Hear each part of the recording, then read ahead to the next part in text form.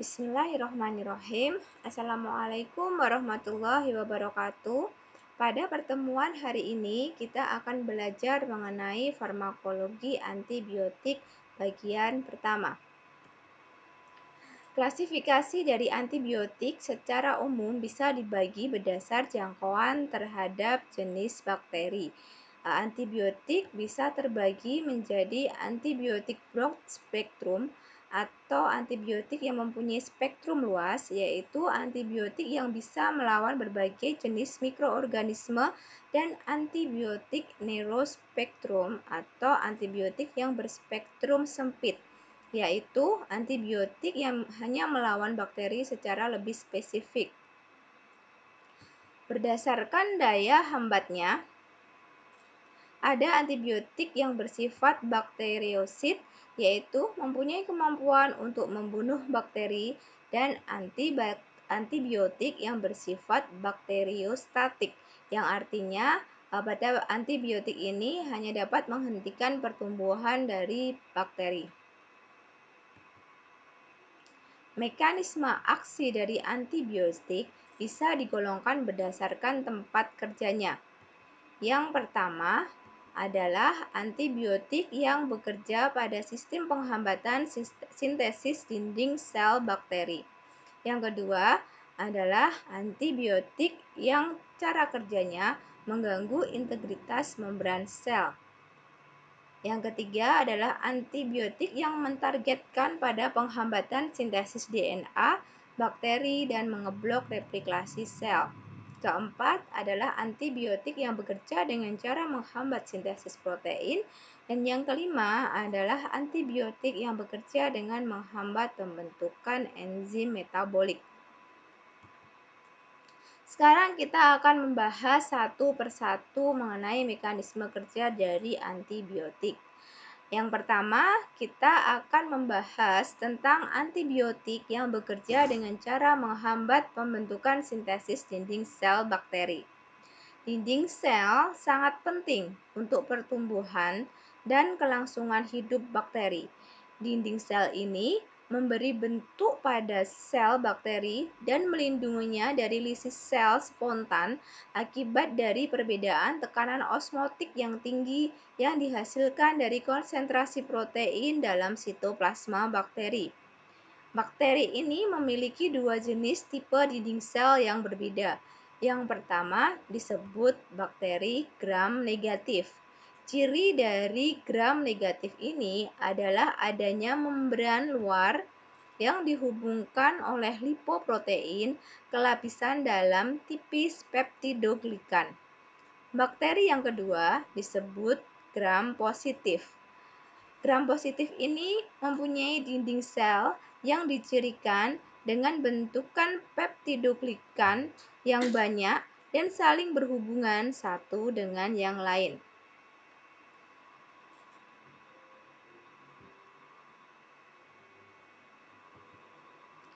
Berikut adalah gambaran rantai penyusun peptidoglikan. Peptidoglikan tersusun dari polisakarida yang terbuat dari dua turunan glukosa.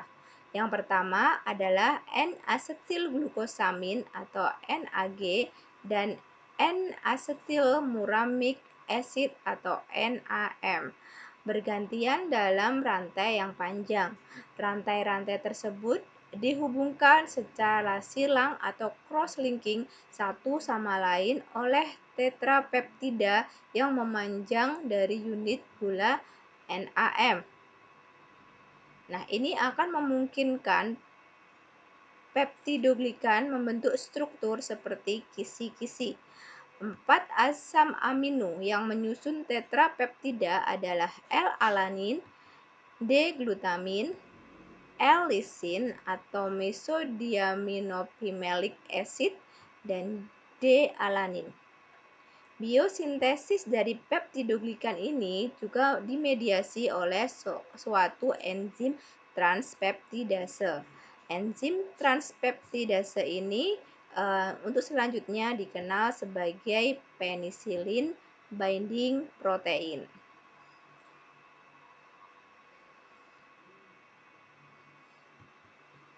Berikut merupakan mekanisme cross-linking yang terjadi pada pembentukan peptidoglikan.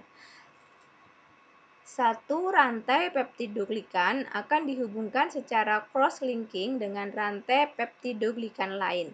Biosintesis ini tentu saja memerlukan suatu cross-linking enzim transpeptidase, yaitu penicillin binding protein. Penicillin binding protein ini mempunyai kemampuan mengkatalisis reaksi transpeptidase pada akhir rangkaian. Kemudian, hasil dari cross-linking yang diperantarai oleh penicillin binding protein menghasilkan pembentukan ikatan residu L-lisin yang tersambung dengan pentaglisin chain dengan terminal alanin di untai yang lain.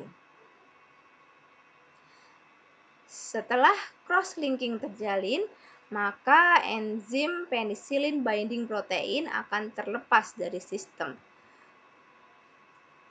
dan terbentuklah ikatan dua peptidoglikan. Dinding sel harus terus-menerus dibangun dengan cara tersebut sehingga senyawa yang dapat mengganggu pembentukan sintesis peptidoglikan ini bisa dijadikan sebagai agen antibiotik.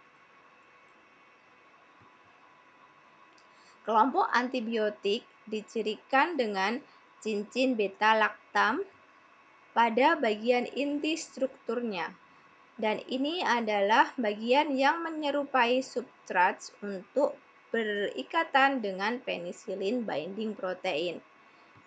Kemudian, penicillin binding protein akan mengikat bagian cincin beta-laktam dari ikatan kovalen obat sehingga active site dari penicillin binding protein ini terblokir secara permanen.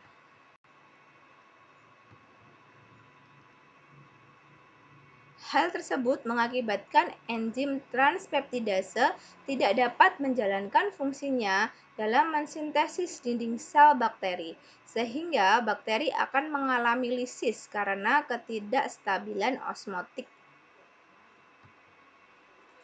Resistensi antibiotik bisa terjadi bila enzim transpeptidase menjalankan mutasi, merubah sisi bindingnya sehingga cincin beta-laktam tidak mempunyai kemampuan untuk berikatan dengan active site dari penicillin binding protein. Akibatnya, penyambungan dari tetrapeptide untuk pembentukan peptidoglikan masih bisa berjalan. Nah, contoh antibiotik yang masuk ke kelas beta-laktam antibiotik adalah golongan penisilin yang dicontohkan dengan amoksisilin, ampicillin, kloxacillin, dicloxacillin, indanil carbamazepine, methicillin, nafcillin, oxacillin, penicillin G, penicillin V, piperacillin, ticarcillin. Juga pada golongan cephalosporin, baik golongan pertama, generasi kedua, generasi ketiga, maupun generasi keempat. Contoh lain dari golongan beta-laktam antibiotik adalah carbapenem dan monobactam. Mekanisme resistensi antibiotik lain yang dapat terjadi adalah ketika beberapa bakteri tertentu mempunyai kemampuan untuk menghasilkan suatu enzim yang disebut enzim beta-laktamase. Kemampuan dari enzim beta-laktamase ini adalah memecah cincin beta-laktam dari antibiotik.